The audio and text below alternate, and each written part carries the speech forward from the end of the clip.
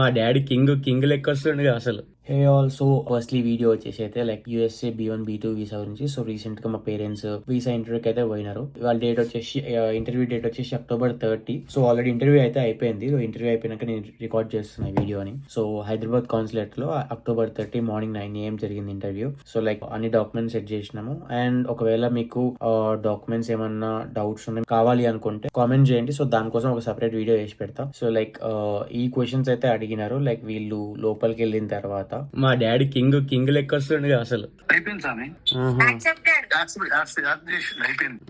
Okay accept చేసిండా? సాంశరణం మాత సంతోషమా? Accepted. సంతోషమా? ఇంకా తమ్ముంది అవ్వకపోవచ్చులే.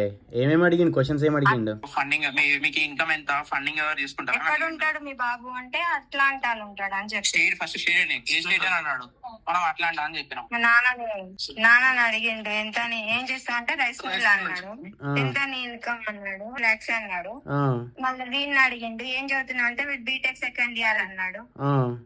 అనగానే వాంది రిటర్న్ ఇచ్చేసి మా ఇద్దరిది పెట్టి మీకు యాక్సెప్ట్ అయింది, ఆయన కాలేదు, ఎందుకు మీకు ఫామ్ ఇస్తున్నా అందులో చూసుకోండి అని చెప్పింది. ఏం అడగలేదు. ఒక మొగాయనని ఆడోళ్ళు ఇస్తారు స్వామి, ఫస్ట్ లోపలికి పోయినాక ఏం అడిగి లోపలికి పోయినాక ఏం చేసారు? ఒక్క కాగితం కూడా తీసుకోలే, ఒక్క కాగితం కూడా చూడలే.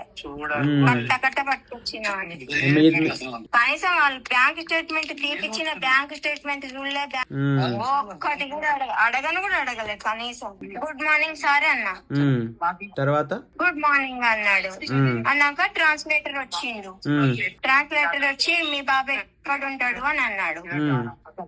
అంటే అట్లాంటా ఉంటాడు అంటే ఏ స్టేట్ లో అన్నాడు అంటే జార్జియా అని పోయి అట్లాంటా అని జార్జియా అని చెప్పిన. మళ్ళీ బండిని చూసి ఏం చేస్తున్నావు, ఈయన ఏం చేస్తుండ అంటే బీటెక్ సెకండ్ ఇయర్ అయిపోయింది అని చెప్పింది. ఇంకా వాడిని ఏం ప్రశ్నలు అడగలేదు, అని చూపించిండు ఇచ్చేసిండు అంతే. వాడు ఇంకో ప్రశ్న కూడా స్కాన్ చేసుకొని రిటర్న్ ఇచ్చేసిండు. మీ ఇన్కమ్ ఎంత అని అడిగింది. ఇన్కమ్ ఎంత సార్ అడిగింది స్వామి. ఏం చేస్తాను మీరు ఏం చేస్తారు అడిగింది స్వామి. అడిగితే మీరు rice mill sir rice mill అంటే మీ ఇన్కమ్ ఎంత అన్నాడు. తెలుగు వచ్చింది కదా, తెలుగు ఆయన కదా. తెలుగు ఆయనకు చెప్పినావా? తెలుగు అని చెప్తే తెలుగు అని ఆయన చెప్పింది. సరే మరి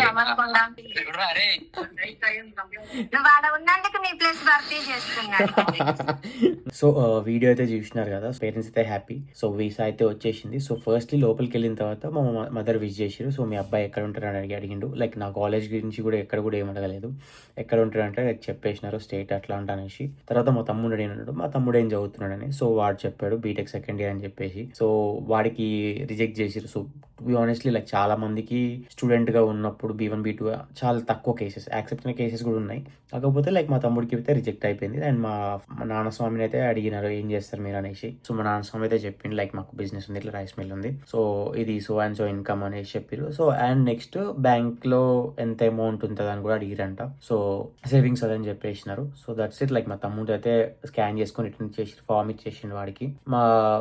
మా అమ్మది అండ్ మా నాన్న స్వామిది ఇద్దరైతే యాక్సెప్ట్ అయింది. So that's all. సో ఒకవేళ మీకు ఏమన్నా ఇంకా క్వశ్చన్స్ ఉన్నాయంటే కామెంట్ లో పింగ్ చేయండి. సో దట్ నేను వాళ్ళని కనుక్కొని మీకు చెప్పడానికి ట్రై చేస్తాను. So that's all. Like thanks for watching.